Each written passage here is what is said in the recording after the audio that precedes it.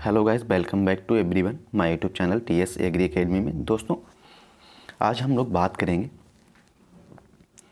कृषि वानिकी यानी एग्रो फॉरेस्ट्री के बारे में। तो गाइस, अगर आप लोग हमारे इस चैनल पर नए आए हुए हो तो प्लीज़ चैनल को लाइक, शेयर और सब्सक्राइब करना बिल्कुल भी ना भूलना।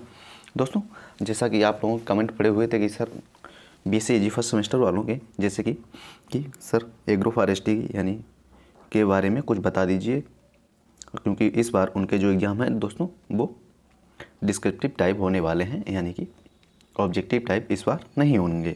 तो गाइस, उसी के मद्देनज़र हम लोग आज बात करेंगे डिस्क्रिप्टिव टाइप क्वेश्चंस पर। और यहाँ पर शुरू करते हैं हम लोग सबसे पहले फॉरेस्ट्री को एग्रो फॉरेस्ट्री से, यानी कृषि वानिकी क्या है, तो इससे शुरू करेंगे। तो गाइस, अगर आप लोग चैनल पे नए हो तो प्लीज़ चैनल को लाइक, शेयर और सब्सक्राइब करना बिल्कुल भी ना भूलना। और दोस्तों, अपने हर एक फ्रेंड्स के पास इस वीडियो को शेयर भी करना ताकि उसे भी इस चीज़ का संपूर्ण लाभ मिल सके। तो गाइस, जैसे कि हम लोग बात करेंगे सबसे पहले इसकी डेफिनेशन से। तो दोस्तों, कृषि विज्ञान जो कृषि वानिकी है इसकी डेफिनेशन क्या होती है? तो गाइस, जो कृषि वानिकी होती है उस भूमि उपयोग प्रणाली एवं प्रौद्योगिकी के सामूहिक नामकरण को कृषि वानिकी कहा जाता है, जिसके अंतर्गत उपयोगी बहुवर्षीय पेड़ पौधों के साथ साथ विभिन्न ऋतुओं की फसलें उगाई जाती हैं। जिसके साथ मतलब दोस्तों, जिसके अंदर बहुवर्षीय पेड़ तथा विभिन्न ऋतुओं की फसलें भी उगाई जाएँ उसे हम लोग कृषि वानिकी यानी एग्रो फॉरेस्ट्री कह सकते हैं।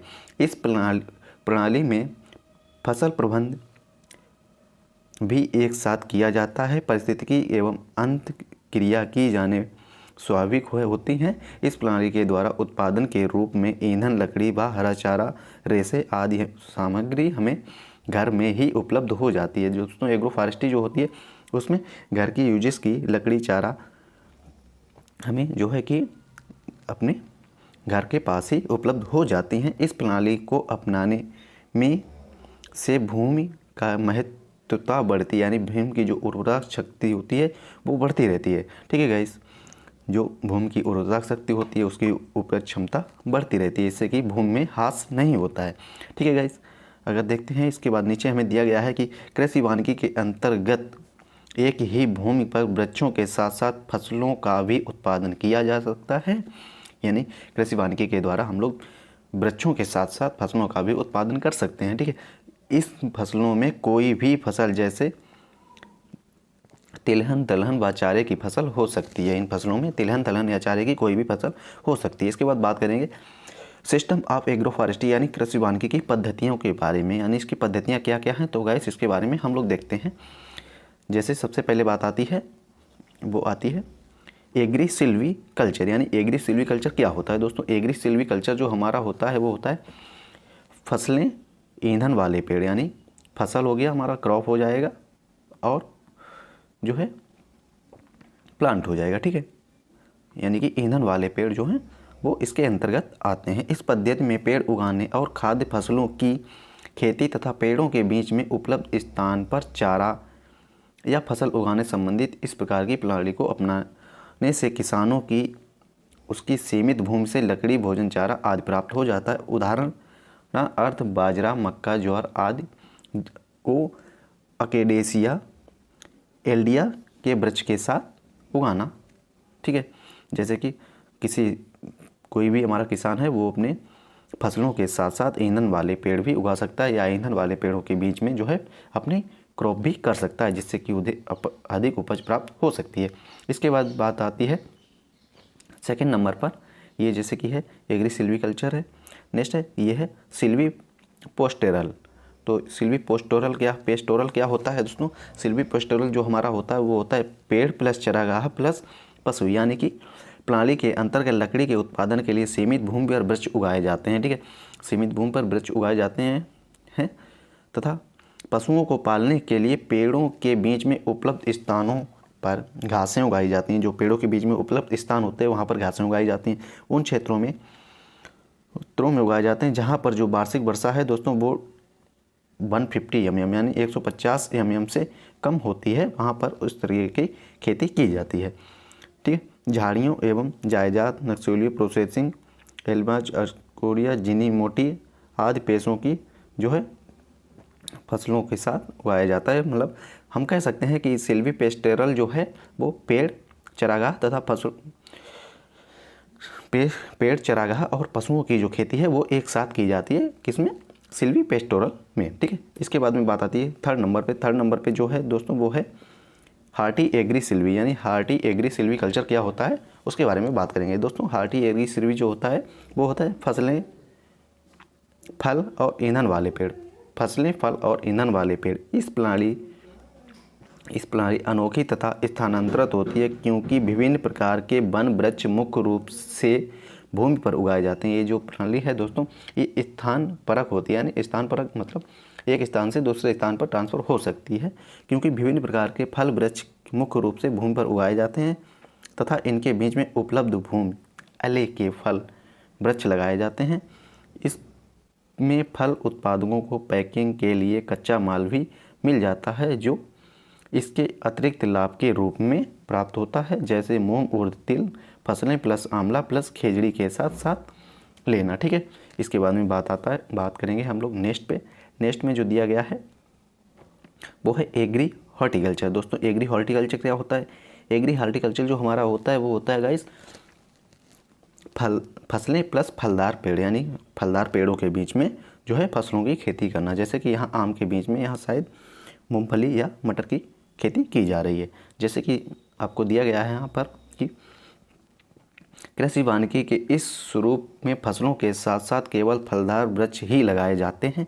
इस पद्धति से प्रति इकाई क्षेत्र अधिक लाभ प्राप्त होता है, जैसे आंवला, एप्पल के साथ चना और मटर की खेती करना हॉर्टिकल्चर का एग्री हॉर्टिकल्चर का उदाहरण है। ठीक है गाइस, इसके बाद में बात करेंगे हम लोग नेक्स्ट 5 नंबर पे। जो 5 नंबर दिया गया है कि agri silvi pastoral. Agri silvi pastoral जो है दोस्तों वो क्या होता है? वो होता है फसलें प्लस पेड़ प्लस चारागाह, फसलें प्लस पेड़ प्लस चारागाह, यानी हम लोग कह सकते हैं फसलों के साथ साथ पेड़ों के साथ साथ फसलें उगाना तथा उसमें ही अपना चारागाह भी करना। जैसे इस प्रणाली के अंतर्गत खाद्य फसलों की खेती के साथ साथ लकड़ी के उत्पादन के लिए भूमि वृक्ष लगाए जाते हैं। भूमि पर लकड़ी के उत्पादन के लिए भूमि पर वृक्ष लगाए जाते हैं तथा पशुओं को पालने के लिए पेड़ों के बीच उपलब्ध स्थान पर घास उगाई जाती है। ठीक है, जैसे मूंग, उड़द, तिल, ग्वार, केसिया स्पीसीज प्लस पशुपालन को साथ साथ लेना होता है। ठीक है, ये सब काम जो है एग्री सिल्वी पेस्टोरल के अंतर्गत किए जाते हैं। उपरोक्त उद्देश्यों की पूर्ति के लिए कृषि वानिकी परिधि में आने वाले प्रत्येक प्रणाली के अनुसंधान होने तथा नीति को ठीक आधार देने के लिए झांसी में जो है राष्ट्रीय कृषि वानिकी अनुसंधान केंद्र यानी कि ICAR की स्थापना की गई। जो है राष्ट्रीय कृषि वानिकी अनुसंधान की स्थापना की गई। कृषि वानिकी के अंतर्गत कृषि योग्य भूमि पर वर्षा के साथ उन फलों की खेती करना सम्मिलित होती है जैसे पर्यावरण पर कोई भी हानि न पहुँचे या सुधार तथा उत्पादन में वृद्धि हो। और इस पद्धति में वृक्ष एक उचित दूरी तथा कतार में लगाए जाते हैं तथा बीच में स्थान में फलों को उगाने में काम आता है। इसके बाद में बात करेंगे दोस्तों हम लोग इसके नीचे लास्ट 6 नंबर पे। लास्ट में ये यहाँ पर जो हमें दिया गया है ऑब्जेक्टिव ऑफ एग्रो फॉरेस्ट्री, यानी कि एग्रो फॉरेस्ट्री के उद्देश्य, कृषि वानिकी के उद्देश्य क्या क्या हैं तो दोस्तों उस पर हम लोग चर्चा करेंगे। जैसे यहाँ पर दिया गया है नंबर 1 पे वर्षा की प्रभावकारी उपयोगी करके अधिक से अधिक मात्रा में उत्पादन करना, यानी वर्षा की प्रभावकारी को उपयोगी करके जहाँ पर अधिक वर्षा हो वहाँ कर उस वर्षा को उपयोग करके अधिक से अधिक उत्पादन लेना। ठीक है, जलवायु परिस्थिति यानी इकोलॉजिकल तथा पर्यावरण को सुव्यवस्थित ढंग से सुरक्षा देना। ठीक है, नेक्स्ट है पोषक तत्वों को पुनः उपयोगी बनाकर भूमि सुधार करना, जैसे मृदा क्षरण से ग्रस्त भूमियों के वैकल्पिक भूमि उपयोग द्वारा खेती। ठीक है, नेक्स्ट है बेरोजगारों को रोजगार की प्राप्ति करना या प्रदान करना। ठीक है, इसके बाद में बात आती है कृषि वानिकी के लाभ। ठीक है, एडवांटेज ऑफ एग्रो फॉरेस्ट्री। तो एडवांटेज एग्रो फॉरेस्ट्री में क्या क्या है इस पर हम लोग देखते हैं। जैसे दिया गया है कि उन स्थानों पर जहाँ पर अधिक वर्षा के कारण मरुक्षेत्रों में शुष्क जलवायु के कारण मृदा क्षरण की समस्या बनी रहती है, जहाँ पर दोस्तों मृदा क्षरण की समस्या बनी रहती है वहाँ कृषि वानिकी विशेष महत्व बन पड़ी है। वहाँ पर जो है कृषि वानिकी विशेष बहुत ही महत्वकारी सिद्ध हुई है क्योंकि इस प्रणाली के अपनाने से वनस्पतिक हरियाली मृदा को जो है नमी के अधिक मात्रा में संचित करने से क्षमता बनी रहती है। दोस्तों इस प्रणाली में जो है मृदा पे अधिक नमी बनी रहती है, जहाँ से उस पर घासें उग जाती हैं और वो इस प्रकार से वहाँ से जो मृदा क्षरण होता है, सॉइल इरोजन, वो नहीं होता है। ठीक है, क्योंकि वहाँ पेड़ पौधे हो जाते हैं, पेड़ पौधों की जड़ें जो होती हैं वो मिट्टी को आपस में कसकर पकड़ लेती हैं, जिससे कि मृदा क्षरण वहाँ का कम हो जाता है। सेकंड नंबर है कृषि वानिकी से उपज के रूप में अन्न, चारा, ईंधन, उर्वरक तथा फसल आदि अवस्था सभी चीज़ें किसानों को घर पर उपलब्ध होती हैं। कृषि वानिकी करने से जो है उसके जो रोज़ की ज़रूरतें होती हैं, जैसे कि ईंधन हुआ, अन्न हुआ, चारा हुआ पशुओं के लिए, ये सभी चीज़ें उसको आसानी से मिल जाती हैं। ठीक, नेक्स्ट है कृषि वानिकी का वन वाला अंग जिसमें बहुवर्षीय पेड़ों को उगाया जाता है उस स्थान की जलवायु को, पारिस्थितिकी एवं पर्यावरण को सुधारने में सहायक होती है। दोस्तों जहाँ पर कृषि वानिकी की खेती होती है, यानी कृषि वानिकी की जाती है, उस जगह की जो जलवायु है वो बहुत ही अच्छी हो जाती है, पर्यावरण में सुधार होता है या पर्यावरण सुधारने के में सहायक होती है।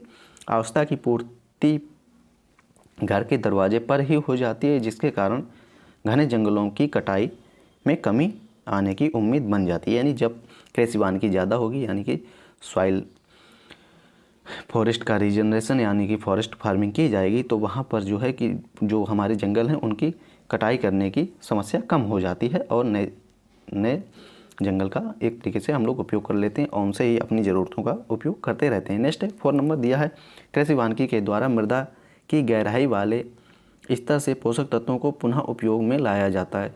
जो दोस्तों पोषक तत्व जो मृदा में लीच कर जाते हैं, यानी कि गहरी मृदा की गहराई तक चले जाते हैं पानी की सहायता से, तो दोस्तों कृषि वानिकी करके पेड़ की जड़ें जो होती हैं दोस्तों वो गहराई तक जाती हैं और जब वो अधिक गहराई तक जाएंगी तो वो अधिक गहराई से भी पोषक तत्वों को, जो पोषक तत्व वहाँ हमारे पड़े होंगे उनको उपयोग कर लेंगी और अपना जीवन यापन करेंगे। ठीक है, नेक्स्ट है 5 नंबर कि इस प्रणाली को अपनाने से किसानों की आर्थिक स्थिति में सुधार एवं स्थिर बनाने में सहायता मिलती है। इस प्रणाली से जो किसानों की आर्थिक स्थिति दोस्तों उनकी सुधार आता है, उनकी आय में अधिक लाभ होता है। ठीक है, उदाहरण के लिए औसत वर्षा होने पर दोनों प्रकार से उत्पादन भरपूर प्राप्त होता है। जैसे कि औसत वर्षा हो तो दोनों प्रकार से किसान को हमारा जो उत्पादन है वो भरपूर प्राप्त होता है, और अगर जैसे कि औसत या कम ओलावृष्टि के कारण फसल नष्ट भी हो सकती है।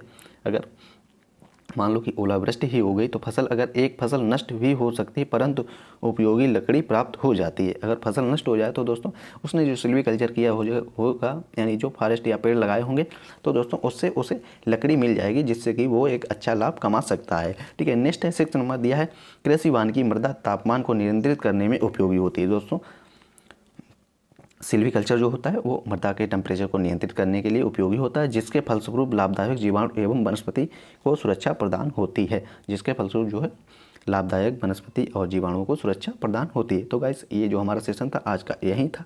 और गाइस अगर आप लोग चैनल पर नए हो तो प्लीज़ हमारे इस चैनल को सब्सक्राइब जरूर करना, और हम लोग मिलेंगे एक नेक्स्ट वीडियो में। तब तक के लिए थैंक्स फॉर वॉचिंग। और गाइस अपने हर एक फ्रेंड के पास इस सेशन को शेयर करें। और दोस्तों अगर आपको इस की PDF चाहिए हो किसी भी सब्जेक्ट की, तो आप लोग हमारे टेलीग्राम चैनल को ज्वाइन कर सकते हैं और वहाँ पर आपको सभी PDF मिल सकती हैं। ओके गाइस, तो थैंक्स फॉर वाचिंग। हम मिलेंगे next video, next topic, next day. Okay guys, thanks for watching.